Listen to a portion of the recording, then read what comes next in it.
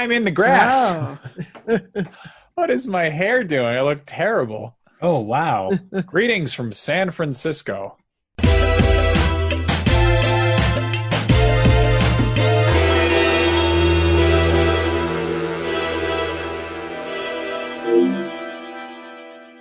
Beyond and hello, everyone. My name is Jonathon Dornbush, and this is Podcast Beyond, episode 663 of IGN's weekly PlayStation show, which you can't see, and unfortunately, we're all wearing black tie suits. It's pretty amazing. We got all decked out for this wonderful show, but you can't see it because this episode's audio only. I am joined this week, though, dressed to the nines, as always, by Brian Altano. I'm actually completely nude.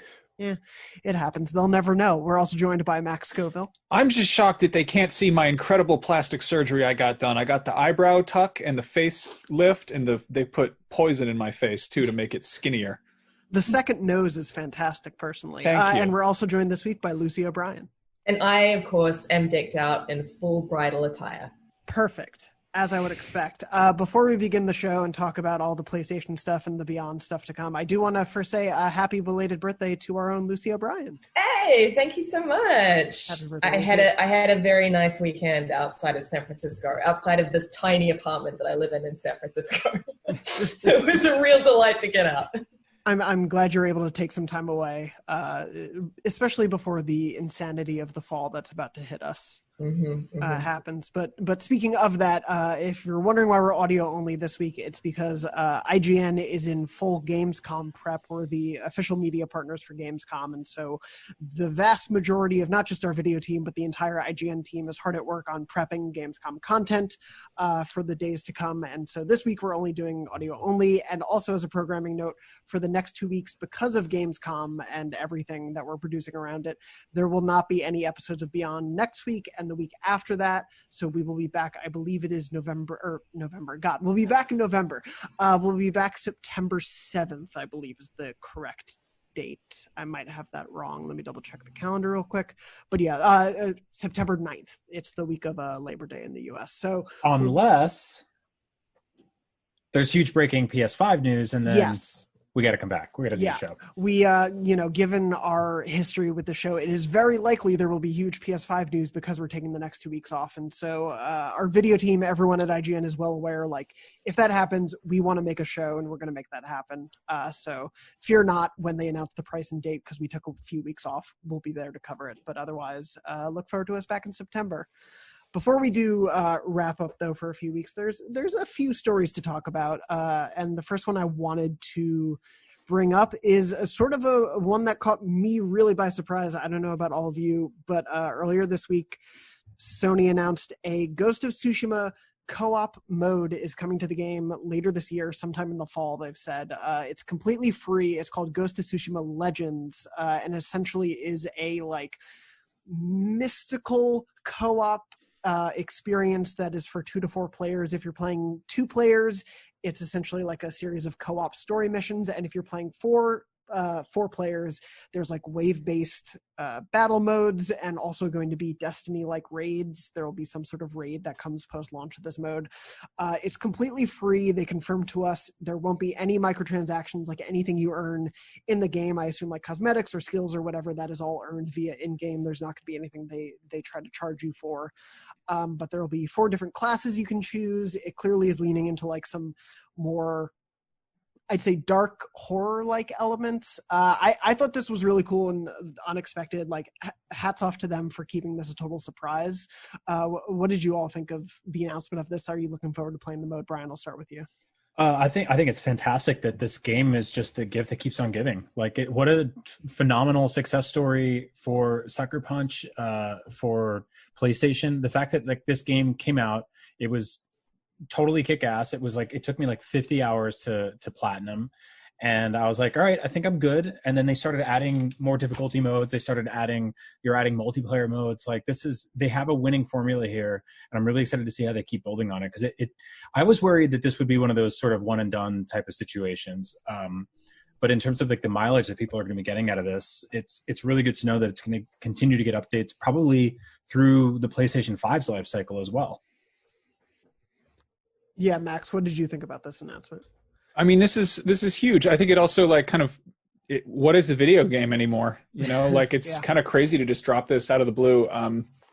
Again, like what Brian said, you look at sort of Sucker Punch's track record, and you know, I think we were all sort of expecting maybe like an Infamous First Light type of thing, like some kind of expansion or some sort of DLC. But this seems like really giving it like a proper, making it into a service, I guess, or just a really like an ecosystem where people can hang out, and it's exciting. I'm personally not remotely interested in it because what drew me to that game was that it's a big, huge world to explore on my own, and the second you start having like other people in there doing the buddy system stuff and fighting, you know, hordes of enemies. And I also I totally was drawn to the fact that game does not have any supernatural elements to it. And then they're just like, ooh, demons. And it's like, okay, that's, and a lot of people are going to love that. And that's awesome. And I'm happy for them. And yeah, it would surprise me very much if this game did not get a PS5 version that fully leans into the sort of, hey, here's what's going on in the online side of this. Yeah, I do like, because on that note, we had talked a little bit pre-launch of like whether there'd be mystical stuff hidden, and I like that the main game keeps the mythic tales and everything to like, there's this legend, and they tell you the legend, but in real life, you know, it's just someone in the woods who's being an asshole to people. But I like that, at least for now, it seems like they're keeping all the mystical stuff separate into this mode. Like, I don't know if there's a sequel, if they'll put any of this into the story campaign of like Jin's world. I kind of like the idea that at least like they get to dip a toe into both worlds, but still not suddenly just put you in the middle of the map that we know and suddenly it's filled with monsters. Like it seems to be like a crafted experience that's separate, which I like. Like what I like about this is that, remember there was a period of time where it felt like every single player game had this pressure to release a multiplayer component, and often these multiplayer components would just be really crap because the focus was just on the main story campaign. I like that, you know, Ghost of Tsushima wasn't advertising this mode during its sort of marketing cycle. It was very much like, this will be ready when it's ready. It is part of the Ghost of Tsushima experience, but it's not like something that, you know, we're kind of making, like we're forcing it onto the game. Like it's something that will be ready when it's ready. And I like that. It feels like that's how I want games to kind of reveal their like additional multiplayer parts from now on. Like I don't want developers to feel like they have to do it, you know. I have confidence in it for that reason. That's a really good point, Lucy. Like I think the timing on this makes a really sort of awesome scenario all around, in that people can't be like, oh, you know, you sold me an unfinished version of the game, because what they got was a very feature complete, very rich, very finished video game. And they can't also be like, you know, you were distracted by making the multiplayer, and that's why the single player isn't good, which you hear that in vice versa a lot, you know. Because most people, I would say like the overwhelming majority of people who play this game liked it a lot. And so they're satisfied with it. And this is just a bonus. I can't imagine, like, it's fascinating to me that they kept this a secret. I think is like, this is a kind of thing that this is a brand new IP. You would think that they would have sort of kept this as part of the marketing, gone guns blazing, been like, this is everything we have to offer with this game. Please buy it. Please buy it. There was a while where we were having conversation about this game on the show, being like, I hope it's going to be okay. You know, I hope it doesn't, you know, die in the shadow of The Last of Us or get trampled by bigger releases and sequels. And it's, you know, it's one of their fastest selling games, one of the best selling games globally. It's doing excellent, but it's amazing to me that they kept that multiplayer side a secret, because I would have thought they'd keep it as part of the marketing. Did any of you see this coming at all? Not at all. No. Yeah, not at all. And you know, like Brian and I did an interview with Jason from the Sucker Punch team. There have been interviews with Jason and Nate Fox at like a bunch of different outlets. They like nothing. I went back and looked at some of the interviews. I can't find anything, at least, where they like kind of hinted at maybe something like this. I would so have accidentally said it. I just accidentally just dropped it, you know, and then been in heaps of trouble. Yeah, because this isn't like, oh, the new game plus mode is going to be added at some point. Like this is a back of the box feature. Like this is a thing that would have had its own press beat if it was part of the initial release of the game. Like it's crazy. I mean, I feel like this is the direction things are going. I mean, looking at how GTA did it, like GTA 5 and GTA Online were treated like different products that just you got two for the price of one. And I think we literally reviewed them like different products on IGN. I mean, it was impossible to review it at launch because like the campaign was like they were like GTA Online won't ship for a month. Sorry, you know. Mm-hmm. And I think Red Dead was the same way. and it's super smart. I'm trying to think of other games that might have possibly done this, but also the fact that I feel like co-op's in a really good place where for a while it was like co-op was kind of got the short end of the stick. Like you had the competitive multiplayer side of things, and you maybe had like a little, you're like, you can do some co-op on the side there, but like to have like a really robust PvE experience where people get together and do like the whole Destiny raid model is like, that's, taking a page out of like World of Warcraft. It just seems like it's really cool to see this added on to what otherwise could have been a totally great single player game on its own, but to inject something that like, again, feels almost antithetical. Like it feels like almost like a different concept, but clearly they're taking their time to really, add that. I don't know if we've talked about this much, but like Cyberpunk 2077 is getting multiplayer at some point. They've talked about that. They're like, we're not going to be ready to talk about it until 2022. And I get the feeling it's going to be a similar thing where they're like, yeah, we built this entire freaking city. Like we want to get some mileage out of it. Like that's kind of a weird thing is, it's almost like a waste to create like this incredible fleshed out world and then not have people running around in it for years to come. Mm-hmm. Mm-hmm. Yeah. Well, and that speaks so much to, I think that's even something we're seeing with like Spider-Man Miles Morales, where like ostensibly it's probably going to be the same New York that we know, but in a different way. And they're obviously changing. It's a different season. There's going to be new updates and whatnot to it, but like making use of what years go into production of these things, like it's just a smart, savvy way to go about it. And like, it also keeps these games in the minds of players so that whenever there is another sequel or a new entry, whether it is Miles Morales or Spider-Man 2 or like Uncharted 4 versus Lost Legacy versus whatever comes next, like people go, oh yeah, I was just in that world, but in a slightly different way. And it keeps it fresh in their minds. Yeah. And it's sort of strangely antithetical to the philosophy that Naughty Dog's taking with The Last of Us 2, not to compare PlayStation exclusives that came out within a few months of each other that are critically acclaimed and best-selling single-player games. But Naughty Dog announced a while back that there will be a multiplayer component, but it will be a standalone thing. And so that will be a completely separate SKU. Like that's a whole new product you have to buy, download, and all that. I hope it's free to play, but yeah. Yeah, right. Yeah, we actually don't know if it's something that you'll be paying for specifically, but we do know that it is not something that is just like included under the hood of The Last of Us 2 as we know it. I mean, that could change, right? Yeah. But this is a very different situation where they just go, oh, we have a multiplayer mode. It was a secret, but now you have it and it's free. Well, and it does speak to Sony, at least to me, like really giving the freedom to their devs, like as a publisher, because The Last of Us was going to have a multiplayer mode. Like when they did the first big reveal of Last of Us at E3, they were talking about multiplayer mode. Like we have interviews where they talked about how exciting it was going to be. And then they're like, hey, it didn't fit the scope of the project we were doing because we were so focused on this adventure. So we had to put that aside, but we're going to revisit it at some point. And it is like they put that entire mode away. And, probably if this was a third party game, that multiplayer would have had to stay in the game. And so to see them do that, to see them let Ghost of Tsushima come out without this multiplayer mode and then have it be a free update later. I like this freedom and this sort of, as you guys were saying, like the longevity it can give games. And it's just so healthy. Like it's kind of mad to me that devs were ever expected to produce a robust single player campaign alongside a robust multiplayer game. Like that's mad to me. Like put all your resources towards one thing and concentrate on that one thing and do it well, and then move to the second thing, Mm-hmm. And I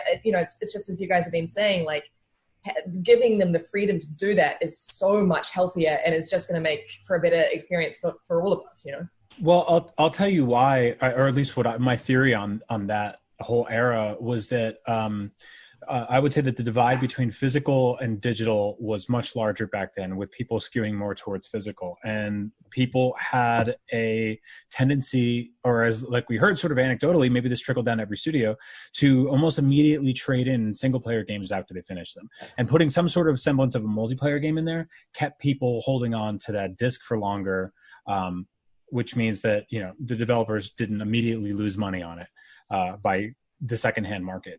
And so I think that with the shift to digital, maybe one of the good positives is that, I mean, it's not good that you can't trade in your games, but maybe it does mean that developers will say, hey, we don't necessarily feel like we have to tack a multiplayer experience onto this thing. We can maybe build that out a little more at our own leisure and see where it gets.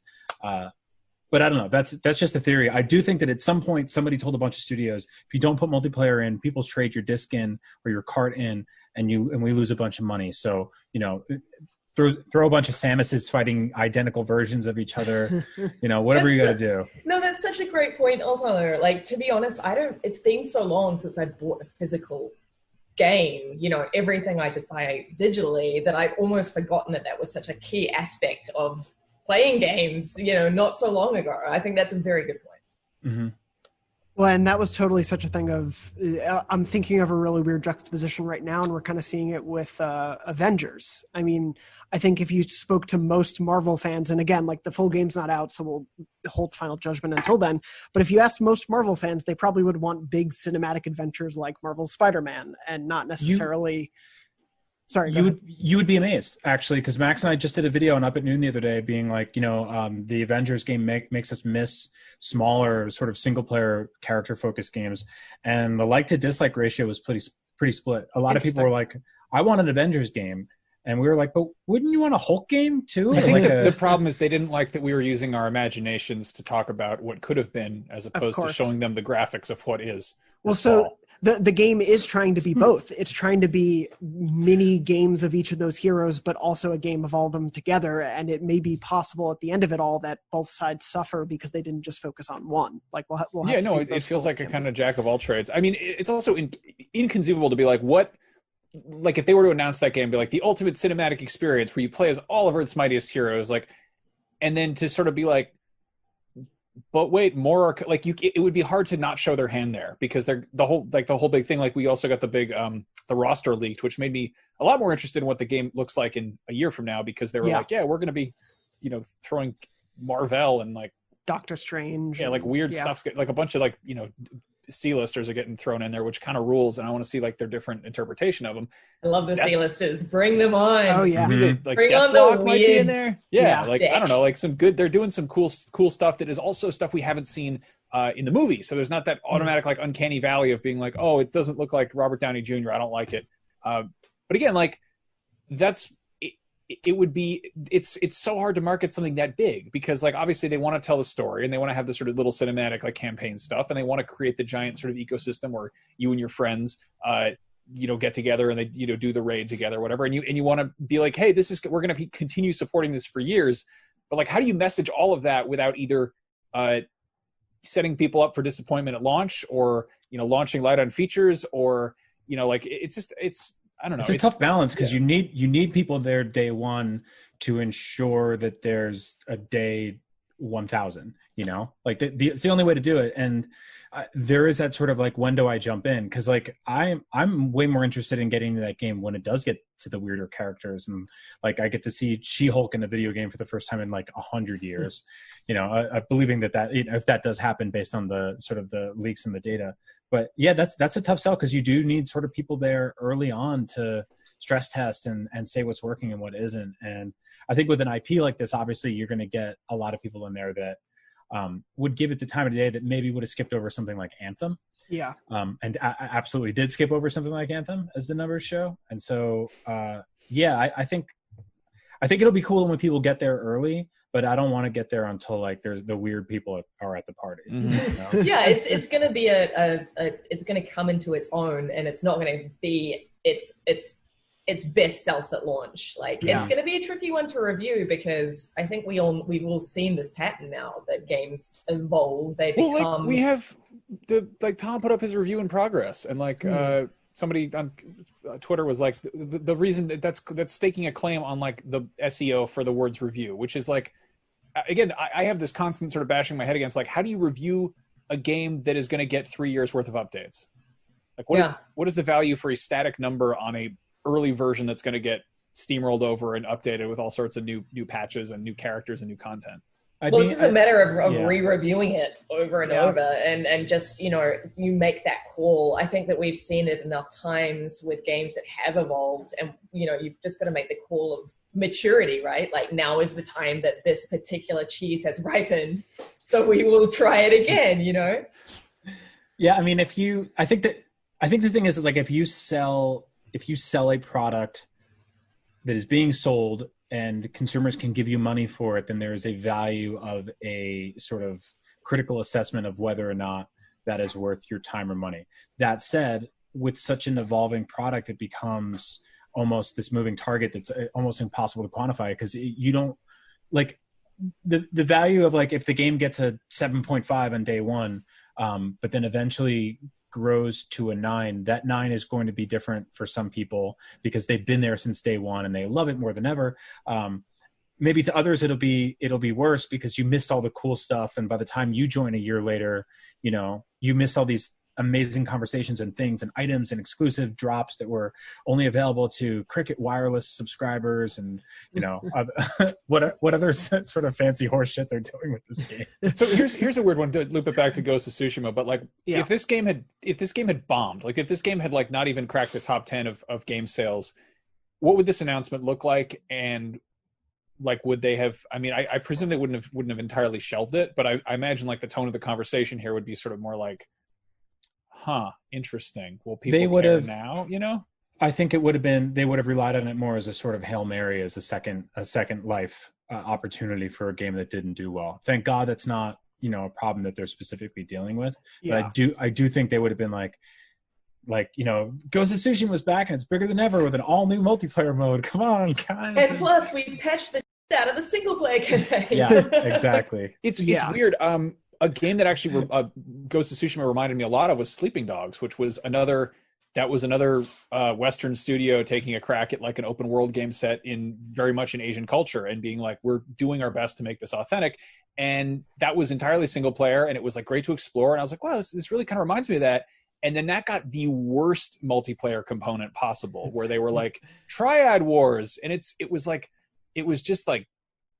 just felt cheap, you know, like obviously it cost money to produce, but it was like it was completely hammering on the wrong parts of what made that experience good to begin with. And I mean, hopefully in this case, it's something that's smart. It seems like it's definitely a step in the right direction for sure. Yeah. This feels like something more made because they had an idea they liked and not because they were like, we need to add value. Whereas like back in the Sleeping Dogs era, and I mean like to bring up Crystal again, Crystal Dynamics' original Tomb Raider had a multiplayer mode in it. We love that franchise. Who remembers that multiplayer mode whatsoever? Dead Space had multiplayer. Like all these great single player. BioShock 2 had added the multiplayer. There are all these games that like people fondly remember, but multiplayer isn't a part of that fond remembrance. Remember Mass Effect 3 multiplayer? Oh wow. Mass Effect 3, everyone's favorite esport. Just playing Mass Effect 3. Gotta have multiplayer. I've actually completely forgotten about the last 3 multiplayer games that you guys have just named. I didn't remember Tomb Raider had one. Yeah, it was there for like a hot second. I remember it being a like thing to add money or like to add value, because here's a reboot of a franchise and maybe people won't like the direction we're taking, so here's more incentive to buy it. But that doesn't seem to be the case with what's going on with Ghost of Tsushima, and I'm glad it's not the case. Both for what you were mentioning, Brian, is like, it's not a, oh no, the game didn't sell well, here's adding more to it, but also not a like, we had to put this in. This seems like something they're excited to make. It must be like just very disheartening, like back in the day when those teams were tasked with adding those multiplayer modes, because it's like, you know, you've got the single player devs like doing this kind of like intense character work and like really interesting storytelling, and then you've got like, and now make Lara jump through these hoops to beat a time within a certain level. You know, it's just like, it must have been so dispiriting. Max, you were saying that like you liked Ghost of Tsushima because it didn't really have like a bunch of fantasy nonsense in it. I'm totally with you. I do like the idea of this sort of like, I mean, obviously we had no idea what the roadmap was for this game, but the fact that like just a few months after we all finished the single player campaign, which was, you know, no fantasy nonsense in it, they can start to kind of like drink some moonshine, get a little crazy. You know? Well, no, I mean, that's like, the thing. Like Sleeping Dogs, in the DLC, you can go nuts, do whatever. Sleeping Dogs had a whole like DLC where you were fighting like hopping Chinese vampires, and it was like a whole thriller homage, and like Red Dead did Undead Nightmare. I think it's super. I mean, look at like Far Cry Blood Dragon. Like, just get weird with DLC. I think that's super fun, and I'm very happy to see them doing it. Yeah, me too. I think that like a few years from now, this game is gonna, like, you'll see screenshots of it and you will not recognize it. Like it'll be completely bonkers. Do you remember when Fortnite launched and it was like a bunch of like cartoon tactical people doing tower defense against zombies? Yeah, dude, that was one of the most surreal. Nick Chesser, who's a friend of ours, came to IGN with some devs from Fortnite, and I played an early version of that, and we did a Let's Play together, and we published it. And I remember walking out and being like, "Well, good luck with your game, I guess. Like, this should be fine." I mean, I don't really know how these things go, but. And then all of a sudden, a few months later, they're like, "Hey, it's a battle royale now, and we're one of the richest companies." That game was the first game announced for Unreal 4, I think. Yeah. Yeah. And go look up the original trailer, because it is unrecognizable. It is not and it looks more like Sunset Overdrive than Fortnite does now. Yeah, so. I mean this is totally off topic, but yeah, when a Fortnite was first announced, that was like around the height of the tower defense craze, when tower defense games were such a big thing, and that's why it leaned in that direction. And then they spent 7 years on the game, and no one played tower defense games anymore. But they were able to pivot, and it worked. Yeah. And also just kudos to all the goddamn streamers and YouTubers who were like, "Hey, this looks kind of interesting," and they're all now billionaires. Mm-hmm. Yep. Yeah, I hate you. But I know. I was like, "Good luck with your game," and I rent a 2-bedroom apartment. So we don't have ninja money, so clearly something went wrong for us. I need to have a better eye for these things. Yeah, we'll keep an eye. I've always heard that story of, I think, like Rocket League was demoed at the IGN office at like an indie night, and everyone was like, "Yeah, it seems like okay," and then it became the biggest game for the next couple of years. It's really funny how that stuff can happen. I'm super happy that Fall Guys blew up the way it did, because I was really excited when I first played it, and like I also totally will do the opposite, where I'll be like, "This game's gonna be awesome, it's gonna be huge, I think people are really gonna like it," and then it just like is a boom, And flip side, and I'll do those like, "Well, good luck with your game," and then it like is massive. Like, all right, never mind. Yeah, and now Fall Guys the amount of times, I just love this. Like, I'd love to see a montage of us all like playing these like games that explode, and we're just like, "Oh god, good luck with your game." For clarity, we don't usually end like gameplay demo sessions or interviews with like us. Good luck. Just like Good luck, buddy. Pulling out a thermometer and like trying to guess. Yeah. Well, looking pretty tepid, but good luck. Oh yeah, at the end of day job, if you know what I'm saying. At the end of every E3 demo, I'm always like, and they're like, "Great, thanks. That's really helpful." Yeah. Well, good luck with that. Lots more E3 coverage coming up after this. Look forward to our Gamescom coverage, speaking of. But sort of pivoting to, I think games we can probably guess are gonna do okay. I do definitely want to mention, because we're not going to have a show probably until weeks after these games get revealed, but 100% confirmed to be revealed this week, and now we're in the midst of another series of logo teasers. Wonderful. At the DC Fandom this coming weekend, we're going to get the first reveal, finally, of WB Games Montreal's alleged Batman Court of Owls game, as well as Suicide Squad Kill the Justice League, which is the Rocksteady follow-up game that was revealed via an image on Twitter. I have no doubt in my mind that these two games, we were talking a little bit last week about the Suicide Squad game. I have no doubt these are going to be huge, huge games. I just don't get why this is the way they're being revealed. It seems like such a weird lead up. Someone pointed out specifically for the Court of Owls thing, or the Batman, whatever the F word it is, that we first saw teased back when we worked in an office together, which was a long time ago. I think they teased it back then. I think like it's internal delays are totally a thing, and you can't announce the delay for a thing you haven't fully revealed yet. So I feel like it's entirely possible they were like, "Oops, well, let's just go quiet on that and come back to it later."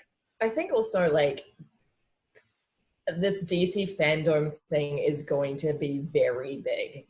Like with the list of stuff that we're seeing, not just on the game side, but really on the movie side and the TV side as well. We're going to be seeing some massive announcements. Like, this is the first time we're going to get like eyes on the Snyder Cut and details around that. Like, there are going to be so many people tuned into this thing that I actually think it's the right place for these games to be revealed. Yeah. Totally.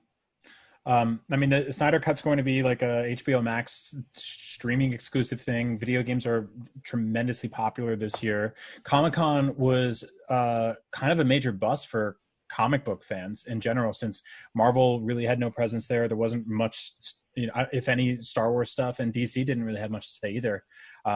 it's a bizarre year because you go to stores and there's merchandise on the shelf for Wonder Woman 84. Like I saw toys for that the other day in Target, and it's like, oh yeah, that movie doesn't have like a release date right now. And so I think people need some good news, and I think people need to sort of figure out, what they can be excited for. And it's nice that DC is funneling all their information into one place. And it's also nice that we don't have to look anymore at these stupid ass circles on Twitter and guess what the Owl game is going to be, because then we'll just know. And we've also pretty much known for like 3 years now. Yeah. It was going to be I think that's the part that bugs me. I totally agree with all of you. I think DC fandom is going to actually end up being like the best thing for them when it comes to these games, because it's just going to be such a celebration of DC. But like, I think I wrote an op-ed in January about how boring the like logo teaser images things are, and we're 8 months later and they're still doing logo teasers. I do totally like agree. Obviously, COVID impacted everyone's development. If there were internal delays, and the game has not even been officially announced. I just wish it was like at some point when they teased the logo in September and then teased the logo in January, they had just said, hey, we have a game coming, but it's not quite ready to show. Please sit tight. We'll share more when we can. Like, just even saying that. What do you think those conversations were like internally? Like, should we release another logo? Like, is it time? You know what I mean? Like, release the logo. Months. Yeah. It just feels like it feels more like the Zodiac Killer than like the Riddler, Yeah. To leave like a really sporadic trail of clues over the course of months, as opposed to being like, you're hot on my trail, Cape Crusader, but can you solve this next puzzle? I feel like it's like an episode of Scooby-Doo where they're like, there's no rubber masks in this episode. So whoever you see do the crime at the beginning, same dude who did it at the end. The same. So you're like, that old man is the ghost. We saw him put the ghost costume on, do some hauntings. And at the end, you're like, he's like, who do you think I am? We're like, we've known him. It's been very obvious. Seconds. The dog has figured this out. Ever since Scott Snyder. He was really, really high. Yeah. He was high in a basement making cartoon burgers all day. Like, he got this. Speaking of Scooby-Doo, though, man, WB is just sitting on that license, not making any Scooby-Doo games. It's I know. there. It's I know. It sucks, too, because they put out the movie this year, too, which I would never have guessed this. My kid is completely obsessed with. Really? And it just like comes in. I've seen chunks of that movie like 200 times over the last 3 months. They should make an E-rated Dead by Daylight with Scooby-Doo. Ooh, I would that's love really that. good. Asymmetrical game where like the ghost comes out and does traps, and then the dog and the marijuana users have to outsmart it. Good luck with that game. Hey, there are some unannounced panels at DC Fandom, so we'll see what happens. True. But Max is going to be in a huge mansion. He's like, I've been Twitch streaming Dead by Daylight Scooby-Doo for 5 years. Good luck with your announcement, Scooby-Doo. We'll see how it goes. But no, I mean, for me personally, like I love Rocksteady. I love the Batman games. So like, even though Arkham Origins, which is WB Games Montreal's last game, was not the most well received, it's definitely, I think, the least love. I think they had really good story elements and boss battles in there, and so like I'm willing to see what they can do next. Like I do think they had some really good ideas in there, and it's been 6-7 years since they put out a game, so hopefully they've been able to put something together. But like Lucy, I know we were talking about this earlier, Batman, like there is such a hunger for a new Batman game that I think like regardless it's just going to be such a huge game once it gets finally announced, and I'm sure that is a lot of pressure to have to deal with on the dev side after all this silence. Yeah, absolutely. I'm really intrigued by the Suicide Squad game. Like I think that I've heard some rumblings that it might not look like Rocksteady's previous games. And I also, like, I think that I don't know about you guys, but Suicide Squad, because I'm not a massive, like, DC person, Suicide Squad, the movie, left such a cringy taste in my mouth. You know, it was kind of, it had a real Poochie kind of vibe to it, real Poochie energy. And, like, it's kind of, it's tainted the Suicide Squad for me. So I'm really interested in a different take. I know that there's a lot of other stuff out there. Like I tweeted about how it made me cringe, and everyone was like, you should watch the Harley Quinn cartoon because it's really good. And there's like great graphic novels you should read. And I know I should, but it's just that the movie was so bad. So I just really, I want to see a good depiction of a Suicide Squad to kind of cleanse my palate. I mean, I think we're getting the James Gunn version too, the sequel, which I think will course correct things cinematically if we have cinemas. Yeah, I was going to say, in the movie, I saw it with a full cinema. It was in Sydney. It was like the premiere. one laugh. There was one laugh that whole movie, and it's when that Australian guy like left the room and then he came back and the joke was ruined. Can you believe that? One laugh. It's not a great film. No, I was gonna say Max, like right, yeah. I think like the again, that movie totally missed the mark of Suicide Squad. If they really nail the fact that this is like, I think James Gunn's Suicide Squad is going to be pretty like on brand, which is that it's a bunch of assholes who are stuck doing stuff together that they don't necessarily want to do, except they're like, as opposed to like Guardians of the Galaxy, who are like kind of good at heart. Like the Suicide Squad is like actual criminals who are just real horrible people, and they get sent off to do something that, you know, to work as a team. And like, I mean, the original comics are like, they're just like completely shameless about just like killing people off, and it's great. Yeah, I definitely have hope for that. I've been enjoying the most recent run that I think Tom Taylor has been writing. I always confuse him and Tom King, which I know is a running joke with them on Twitter. But I think there's a way they could potentially do a really fun Suicide Squad game, and like you guys were saying, kind of redeem that franchise for a lot of people who only know the movie right now. But yeah, I'm really excited. Like, we're days away from that, and it's kind of surreal after months and years of rumors about these two games to just they're going to be shown a few days. But until we get there, I do kind of want to talk about Max. Do you want to do your top 10 this week, or do you want to wait till we're back in full swing? I defer to you. I could do it this week. I'm down. Okay, cool. So we had talked about this a few weeks ago. We released now that all the PS4 exclusives are out, as far as we know, we've released our top 25 PS4 games on IGN. You can check out the full list there, and that's sort of a snapshot of the entire staff of IGN coming together to figure out what the top 25 PS4 games you should play are right now. Of course, all of us have our own personal top 10s, top 25s that could vary very wildly from that. And I know people always want to know, like, what does that person secretly think of this list, or what does their list look like? What can we get more info out of that? And so I kind of we had all been talking on Slack, and I think it's been a really great idea that everyone suggested of like, let's all bring our top 10s to the show. And sort of look at the snapshot of this generation, because it's 7 years of gaming. There's like a ton of great stuff that's come out. And so, Max, if you want to kick it off with your top 10, you haven't put this in the doc. It's going to be a total surprise to all of us. It's and you guys can all boo it, or you can hiss or cheer at I'm going to boo everything. Do it. But no, I think like this is not the top 10 best PS4 games. These are my 10 favorite PS4 games. I don't even think they're really ranked. It's like I treated this like making a playlist or like a mix CD, where I'm like, yeah, I like that, and that maybe these don't go together, but I want some variety. I want to mix it up, keep people really confused. And as far as like how the sort of structure is, I would say in terms of it being like 10 being the worst on this list and 1 being the best, I would say it's really more of like a loose pyramid. Like if I took the games and kind of stacked them erratically to sort of balance them like a Jenga. So there's no like hierarchy exactly, but these are the 10. Let's start this off. Watch Dogs 2. This was I think specifically just because it's an area that I'm really familiar with, and it's like I've seen all sorts of space hallways and like weird, strange new worlds and various iterations of New York and sometimes Chicago and Southern California. But to see like a AAA video game set in San Francisco that managed to like actually resonate with me, and it was like weirdly lighthearted as far as like save the future hacker games kind of go, and it also like I feel like now it just seems like wonderfully kind of like charming and naive. Like it's very earnest, which was sweet. And yeah, I don't know. I was a big fan of that game. I had a good time playing that, so I put that on there. The good one.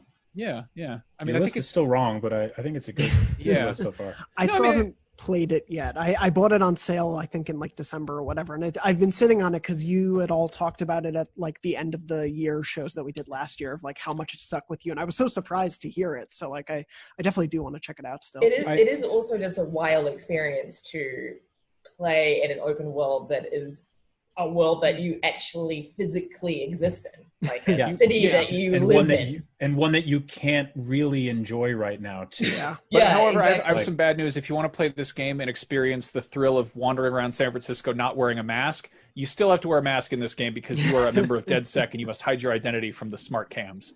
Fair. All right, so moving on, Battlefield 1. I never would have expected in a million years that I would get super into this game, but I absolutely loved it, despite having no previous enjoyment of like online multiplayer competitive military shooters or World War I, really. I kind of cut my teeth on Battlefront. Like, I was like, I like Star Wars, I'll jump into this. And then Battlefield 1 came along, and it was like this wonderful, like, weird sort of juxtaposition dichotomy of, like, you know, this gritty, like, this the most tragic, the Great War. It's all dusty and like and sad, and like there's all these, you know, heroes, and then at the same time you've got this like these quaint little wooden cars and like and little horses, and people are in like little trucks, and then the announcer, they're not doing that normal sort of aggro, like, you know, like Whiskey Tango Foxtrot, we got to get Alpha Squad out of there ASAP or whatever. Instead, there's this like kindly British woman being like, Team Apples has taken Point Butter. So that was, I don't know.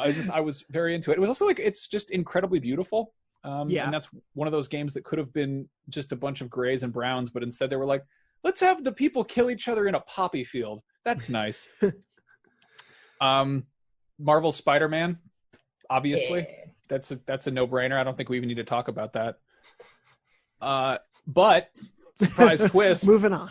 Not my favorite open world superhero game on this list, Lego Marvel Superheroes. Ooh, that was first one. Yeah, I was super duper into that. I think it's one of these weird little things that's gonna live in a bottle for a long time, because that has a roster that has X-Men, it has Spider-Man, it has Fantastic Four, it has the Avengers, it has like bits and pieces from the MCU, but lined up with other things that exist in that horrible nebulous like rights argument that's happening between Marvel and Fox and Sony and Disney and all of those people.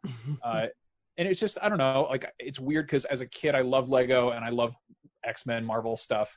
And I never played with them like that. Like, I never was like, oh, it's Wolverine, because there weren't any Wolverine figures. I'd play with my X-Men action figures, or I'd play with Lego. And then they made this video game where it's like, guess what? Venom is riding on a zebra and he's hanging out with his friend Deadpool, and they're going to go fight Doctor Strange or whatever. So the first one is... Sorry, just to cut in, that first one is, I think, my favorite like Lego open world game. I love the old Star Wars ones, but yeah, that one is probably the funniest and like best open world to explore. That one's excellent. That one. Yeah, that's, so anybody who's curious about those, I recommend that one. Night in the Woods is a very special game that I enjoyed a great deal, and I think there's something like, I saw this at E3 when it was sort of first shown off, and I'd seen like Scott Benson's cartoons and stuff online, and then I checked this game out and I was like, what? And it was like the middle of just the E3 show floor, and I just picked up like a controller and I played this like quiet, sad, really charming, very funny game about sad animals. And it was like, really, it was completely at odds with everything else is like, you know, they're blaring dubstep and there's these like, you know, glossy AAA video games, and then there's this like this movie about a sad cat who's in town after college and just like going around talking to people. And it wasn't, you know, like, I think it's we get these indie games that are like sad and breathy and very like, you know, like, you know, you get the Gone Homes and you get the Edith Finches, and then you also get like the twee stuff where it's like, oh, the Ooblets are back again or whatever. And it's like, it's rare to see these two things happening at once. And I kind of adored that it was like, this is equal parts Ghost World and Richard Scarry. So yeah, it's like, it's interesting. I didn't expect you to say that, but like, now that you said it, it's like, I can see that being a favorite game of yours. Like, knowing you and knowing the types of games that you like, that very much fits. Yeah, that game it's very, it made me cry the sadness way, but also made me laugh in the funny way, which was good. And that is my review of the Night in the Woods. And an alien describing feeling. Yeah. Hi, I have been doing this for 1 decade professionally. I enjoyed it. I like to eat using my mouth and get food inside. The fork is the pointy one I use for stabbing the food, and the spoon is the small bowl on the stick. The Witcher 3 Wild Hunt. In my notes, I just say F word, obviously, because that's a phenomenal, borderline perfect video game that is just like it. I mean, Cyberpunk will be probably on this list if it does kind of any of the stuff that Witcher does, but that I don't know, to deliver like equal parts of like, you want to tell a story, you want to give people freedom to explore, and you want to have like a game that's doing stuff that is also takes time to be funny and silly, but also takes time to be serious and has you saving the world. It's like, it just hits all the check marks on the list without having to ever feel perfunctory, you know, like it, you know. Jumping back again to the indie side of things, Jazzpunk. Full disclosure, I'm friends with one of the guys who made this, Luis Hernandez, who we've had on the show before. But I became friends with him because I liked the kind of game he was making, which was this weird combination of like, basically if you were inside a Mad Magazine or like an old Leslie Nielsen parody type of movie, except it's set in this wonderful like Brazil, Terry Gilliam, cyberpunk, like Ren and Stimpy influenced dystopian setup, which was just, again, it's like a wonderful combination of things. Like there aren't any other games exactly like this. Like it's totally its own thing. So very special game. Yakuza Kiwami 2. Now we're getting to the part where it's the bottom of the pyramid, where the games are all on equal ground, and they're supporting the rest of the games because it's the special ones. But I mean, if you haven't ever heard the show before, I enjoy the Yakuza games, and that is easily the biggest thing I got into this generation. So it was really hard to pick one all-around favorite, but I think Kiwami 2 is the best mix of like modern gameplay, but also like being silly, but also being kind of serious sometimes, and just having all the bits and pieces I enjoy. But those games are all very fun, and I'm happy I discovered them. And I've been getting a few people here and there hitting me up on Twitter being like, hey, I finally checked out that game you've been talking about for 3 years, and it's a good game. Thank you for recommending it. So and now 2015 was a good year for games. Good God. Bloodborne. Yes. Of course. Which Never heard of it. We've all talked about this. It's just such a good game. It's so good. And I'm so happy I finally gave it a shot and got into it. I still haven't beaten it. I've gotten like I'm at the last boss of the DLC, and I'm at the last boss of the main game, and they have kicked my ass, both of them. And so I'm just sort of like, well, I'm sort of dropping the ball at the bottom of the ninth there. Just really gonna let it. One of these days, I'll kill that awful Beach Boy, but that hasn't happened yet. And that then guy. Finally, Metal Gear Solid 5: The Phantom Pain, a beautiful, wonderful, just immaculate, just an almost masterpiece that was basically unfinished, but is just. I remember walking around listening to Kim Wilde and other pop artists from the '80s and being like, somebody should pair this with like very serious 1980s anime mecha.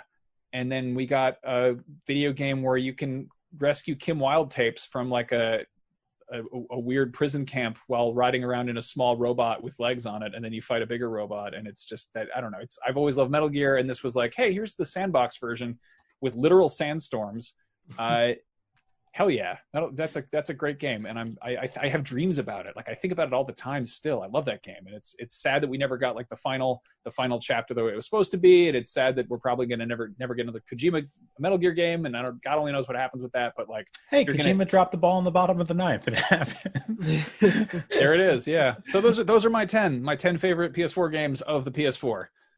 That's great. That's a great list. That's a very, very, very good list, Max. Yeah, and I love how I think indicative it is of this generation and just how varied it's been. Like there's just been both a lot of experimentation, a lot of like amazing AAA, the biggest open worlds you can imagine, and like the most variability when you get to play games, and then also very focused, very linear story, detailed experiences, but that can just be as impactful in different ways.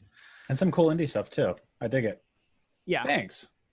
Yeah, I'm gonna have to like surprise you guys, because I have a feeling that if I don't like sort of think outside the box, then my list is going to look very, very similar to Brian's. I was thinking about that. Well, we'll flip a coin to see which of you goes first after that. But we all have a few weeks to think about it before we get back to another 10. But thank you, Max, for sharing that. It's definitely an awesome list, and I think very much speaks to both a lot of the conversations we've had on this show about games we've talked about, but also maybe some we haven't talked about but make so much sense to hear from you. Thanks for letting me write about some of my favorite games. I just have like a notepad file where I just was like, these are things I like. These are great. I like them a whole lot. They're the best. The end. Of course. And I definitely want to, I think, obviously this generation hasn't ended, and we're going to be looking at a lot of games still coming out this fall for this generation of consoles. So I think what we're going to do is kind of like at the end of the year, take stock of our lists again and maybe revisit and see if we want to add or change anything based on what comes out at the end of this year. But in terms of what we can, talk about having played so far, I did want to, before we wrap up, talk a little bit about what we've all been playing before the fall onrush hits, because it's actually still pretty busy. both for new games and older games we've been revisiting. Lucy, I know since we're a little short on time for you, I wanted to start with you. I know you had a few days away. Have you been playing anything, diving into anything? Or? Just been playing Fall Guys. How many crowns do you have? I have zero crowns. Haven't even even been in a final round yet. Just really not good at that video game. But still really enjoying it. Really, really having a blast with it. I'm playing with my girlfriend who's much better at it than I am, even though she doesn't play games. I feel like it's like at this mental block with me. I've sort of told myself that I'm crap, and then I just go in and fail because I'm like, I'm bad at this. And then some jelly bean punts me off and I'm in the slime or whatever. But it's so delightful. It's so much fun and so stupid. And it's like exactly the kind of game that we need right now, that I need right now. So I will continue. I will probably never wear the crown, but I will continue nonetheless. I believe in you. When you do get your first crown, we'll have to celebrate it on the show in some way. I will be messaging you all. Yeah, the stupid joys that come from playing that game. I've been playing a little bit every night, and I think I have maybe like 2 crowns only so far since it's come out, but it's one of those things where it's another 10 minutes and I'll play a few more rounds and see what crazy thing happens to me. It's been such a blast to have that in this weird summertime where we can't go outside. It's basically like playing with a bunch of friends who you can't talk at for 10, 15 minutes at a time. But Max and Brian, I did want to ask you guys, you both started a game. It's not a new game, but you both started a game over the weekend. Why would we play a new game? We could play something that we didn't play when it came out and everyone else was talking about it, huh? Exactly. So what have you guys been playing? Brian? Well, I was going to talk about a new game I had been playing, but I can get to that afterwards. Yeah, we can talk about that. But in the meantime, I went back into Dark Souls 3, and I think Max and I have been quietly talking about this game for a while, but then Max started talking about it again recently, being like, I'm going to jump back into it.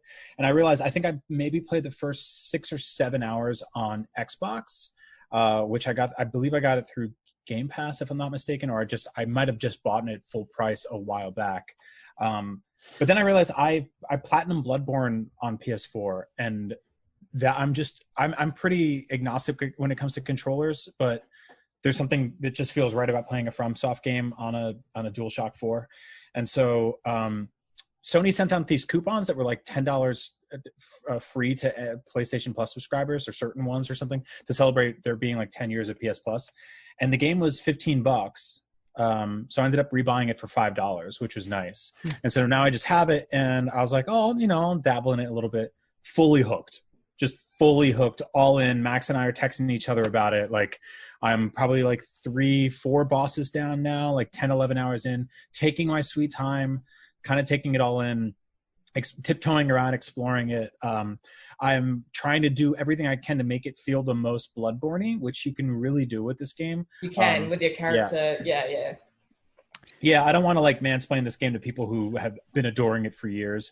But if you're like me and you skipped it, or like Max and you skipped it, and you're a big Bloodborne guy or girl, there's a good opportunity here to find something that is pretty similar. There's a lot of stuff that happens pretty early on in a lot of areas and environments that feel very Bloodborne-y, which I really, really appreciate. So the thing I realized I enjoy most about these games is just the setting. Like, I like the exploration, I like the architecture, and I like that there's I know some people just totally get off on fighting scary, tough bosses. I actually sort of hate that, and I think it's a chore, and I'll regularly get stuck on them. But I really love just sort of tiptoeing around corners and having just enough of a fear of what's out there that you're going to be like, oh, what happens next? And I don't know, I talked to a friend of mine who loves all the Souls games, was like, he's like, oh, no, you should have played the first one. The first one's the one where you're opening all the doors and climbing ladders and stuff. And I was like, oh no, I hope this isn't, a disappointment in some way. And it's totally not. It's completely what I wanted. It's just more of a messed up world to go creep around in. And I also really, really appreciate how frequent the bonfires are, which I feel is way more forgiving than Bloodborne was, in terms of lanterns and stuff. And also, I think that's one of the general sentiments around this game from the hardcore fans is that it is a bit easy compared to some of the earlier ones. That breaks my heart, because I had to stop playing Dark Souls 3 because I got stuck and couldn't beat this one boss, and haven't gone back to it since. Yeah, I think I put 20, 30 hours into the first game, when they remastered it a few years ago, and I totally dig it. It just felt way too like kind of old school and clunky after playing so much Bloodborne. But yeah, Max, like this one I think is a nice balance. It's less sort of, you know, nightmare puppet monster horror horse skeleton stuff and more medieval fantasy, which is, in general, has never really been my thing. But I'm totally with you in like the settings, the environments are just gorgeous. There's do that fantastic some nightmare thing. Puppet. Have you met those big crabs? Yeah. They're awful. Good Lord. Yeah, they're not good. They're not good at all. I don't like them. But yeah, no, I'm having a great time with it. And I'm also like, it made me realize like, oh, I don't know if I'll wind up beating this or just kind of spend a bunch of time with it. And you know, like I know that that's like just a badge of shame that most Dark Souls people would never wear, but like you can enjoy a game without beating it, you know, like you can have a great time just being in a world and poking around. And like, I don't know, it makes me just really excited for whatever the hell Elden Ring is. And for when Demon Souls gets its big overhaul. Mm-hmm. I don't know, if you don't platinum a game, I don't think it counts. So. I agree.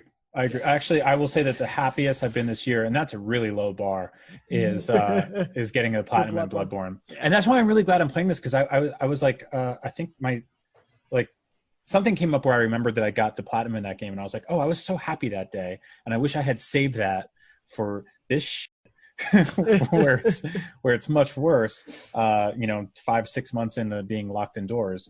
And I started playing this game, and I'm like, okay, this is what I need right now. This is exactly what I want. But speaking of which, I'm playing another game that if you have played through all the FromSoft games and you're looking for something a little more, Mortal Shell, I believe just came out, and it's on PS4. It's $30. It is, I would say, a pared down Souls-like, sort of like a sort of like slightly smaller scale, slightly low budget, miniaturized FromSoft game. And I really, really dig it. I think it does just enough to familiarize people, that's a tough word, with the sort of mechanics that they've been dealing with before in these games, but also bringing some really interesting new things to it. Basically, the caveat is that you're this sort of like weird Prometheus-looking pale skeletal soul thing, and you can inhabit these shells, which are bodies, which you can then upgrade, and you can find different shells in the wild. There are different weapons you can get.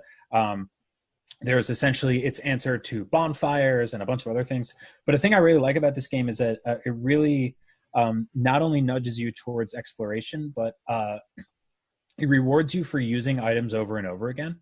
The more you do, the more knowledge you unlock about them. And these are sort of inherently obtuse games by design in this genre. And so I like the idea of like just eating 9 mushrooms and almost dying, and all of a sudden the thing's like, oh, here's what that did to you, and here's how I can help you in the future. And you're like, oh, thanks. I didn't even have to go on like Game Facts. Like you rewarded me through experience. From what I've heard, I'm probably about 7-8 hours in. It's a 20-hour game. And it does, I guess, get fairly easier the better you get at it, as do a lot of these games. But I think for some hardcore Soulsborne fans, it's not really at that same challenge level. But I do think there's a lot here to like. Like I said, it's discount priced. So if you're looking for something to hold you over until Elden Ring and Demon Souls, like totally check this game out. It's super, super cool. Made by a small team, small developers. It was one of the sort of like premier games of IGN's Summer of Gaming. And it was really cool to give that game some shine. So yeah, definitely check it out. Combat's great. The world design's awesome. It's the characters and enemies are gross and nasty and icky, which is exactly what you're looking for in a game like this. So yeah, go support. Yeah, Lucy, do you have to head out? I do. I am so sorry I have to bounce early. No problem. But it has been a delight, as always, talking about wet monsters with you. Thank you for joining us, Lucy. Bye. Bye. I started playing Mortal Shell. I think I'm way earlier, for sure. I'm only a couple hours in. But one thing I noticed, because obviously my only Soulsborne experience is playing a couple hours of Bloodborne with you guys, is at the very least, like, getting used to a somewhat different system. Like there are these shared features and shared mentalities for sure, but like even using the big thing they could do where you can harden your shell to block an attack. And at first I completely forgot I had that ability, because I just was like in the mindset of, oh, I played Bloodborne, I'll use my light and heavy attacks and whatever. But it's like it can save your butt in the middle of a battle. And it's also like you can harden yourself mid swing, so the enemy attacks you, you deflect their attack, and then you attack them before they can expect it. And it's like, it really does add this nice dynamism to the fights that I just kind of forgot about for the first hour, but it helps so much, and it's such a fun little twist on it. Yeah, and it's got this sort of almost Sekiro style approach where you get killed and you get knocked out of your shell, and then you can keep fighting out of it, or you can get back into it. And it's got that kind of, Shadows Die Twice approach where you do die 2 deaths, and it doesn't, just by the nature of that, it does feel like a little bit more forgiving, which I kind of dig. It's not just like an instant kill. It doesn't immediately knock you out of your rhythm and knock your confidence down, because you can go, okay, I like this dude whooped my ass, but I have an opportunity to get my thing back into the body. And the effect when you get knocked out is super, super cool. It's great. Yeah. It's like that Doctor Strange scene where like Tilda Swinton knocks him out, and it's like that slow. Yeah.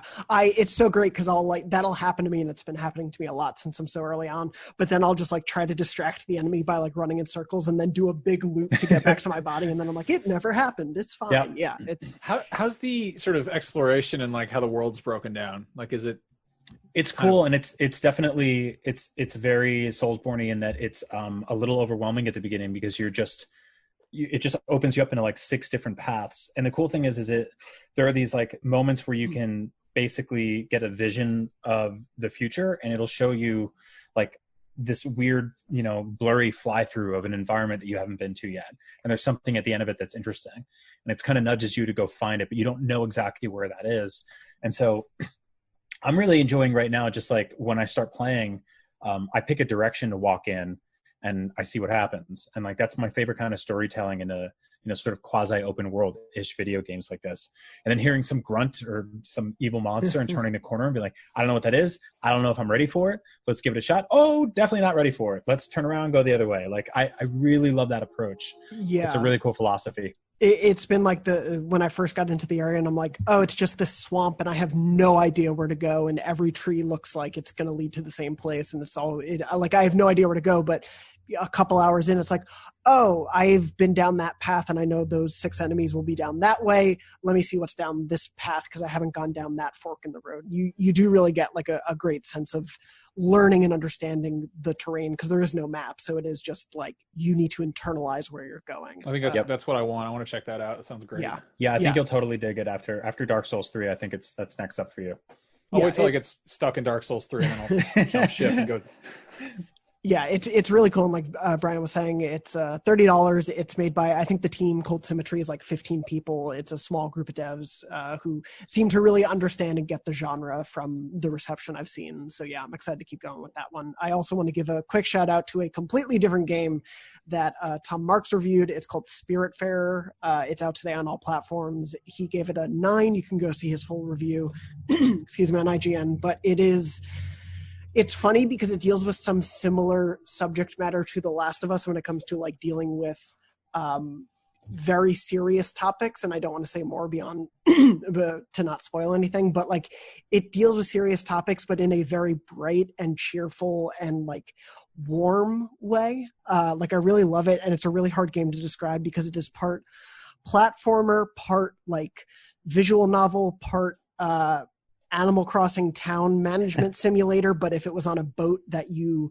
directed from location to location while you explore different places. It is like so many genres mishmashed together, but it all works, and it makes some smart choices where like there's your ship, essentially you can add buildings and you can add things to it that kind of give you more jobs and things to do. So it's like you can go cook or you can go grow crops, but the game has a day-night cycle, but it doesn't feel like in most games like that, I have to maximize my time and make sure every second of every bit of the day is being used to its fullest potential. The game is not like that. You have to like retrain your brain to be like, okay, it's stressful. Like I don't need to stress. If I don't do everything in one day, it's okay because there's no penalizing you for it. It like really does let you explore the world and achieve the things you want to at your pace. And it's a really nice, calming, happy, meditative game, which is a nice thing to have right now and very different from Mortal Shell. I really want to check this one out. Yeah. I was reading Tom's review and I was like, I'm totally on board with that. Between that and that game Raji. Yes. Yeah. Yeah. Like they were both, they're both kind of in that like Nindies direct shaped thing that happened earlier, but they're all coming to PlayStation, so I'm totally into it. Yeah, and it's what was really surprising about this one is it's longer than you would expect. It took Tom a little over 20 hours to beat. So we both were like going into it. Oh, it'll probably be like a 6 to 8 hour game. It is long, but he said like the full experience, which I haven't played through, is definitely worth it. And he loved it a lot. It's definitely one of his favorite games of the year. So hopefully we'll be able to talk about that one more as the year goes on. But I think that pretty much wraps us up for the week. Anything else you guys want to touch on that I forgot about before we sign off for a little while? Nothing I can think of. Yeah, I miss you guys man. too. I'm just hanging out, talking about games. It's fun to do. Yeah. I know. Hope we get to do it again. We won't be in the office together for a very long time, but yeah, next time we're on a couch, it'll be with plexiglass in between us while we're in full gowns and gloves and masks. But how is that gonna like if we get pizza, like we have to get 3 pizzas. We'll each have to just eat our own entire pizza. That's gonna be really tough, you guys. What a shame. Eat a whole pizza by myself in the little box in front of my friend. As we stare at each other, yeah. But the plexiglass is going to get so smudged from all the grease on our hands, it's going to be real bad. But yeah, we'll get back there someday. But I miss you guys too, and I'm glad we still get to do this show in this form, if not, for the next couple weeks back in September when the full onslaught of new fall games and hopefully PS5 news happens at some point soon. But anyway, thank you guys for joining me for this episode. Thank you to Lucy, who had to leave a few minutes early. But thank you again to everyone who's listening or watching. Again, if you forgot by the time you've listened to this episode, we're off for a couple weeks, but we'll be back in September unless PS5 news happens, in which case we'll try to make an emergency episode happen. But thank you. In the meantime, please go check out all of our IGN Gamescom coverage.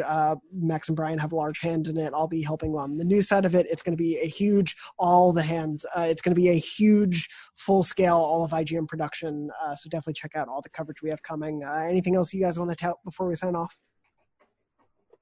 No. Cool. No. Works for me. Makes it easy. Yeah. Don't forget to check out. We'll insert plugs if anything happens in the next 12 hours. But anyway, otherwise you can find us on Twitter. I'm at JM Dornbush. Brian is at Agent Bizzle. Max is at Max Scoville. And Lucy is at Luce O'Brien. Otherwise, Beyond will be back in September, Wednesdays at 3 p.m. Pacific at beyond.ign.com, youtube.com/IGN Beyond, and your favorite podcast services around the world. Thank you so much for listening and watching this episode. We hope you're safe. We hope you're well, and we hope you have a few good weeks in the meantime while we're gone. But we'll see you soon. And as always, Beyond. Beyond. Beyond.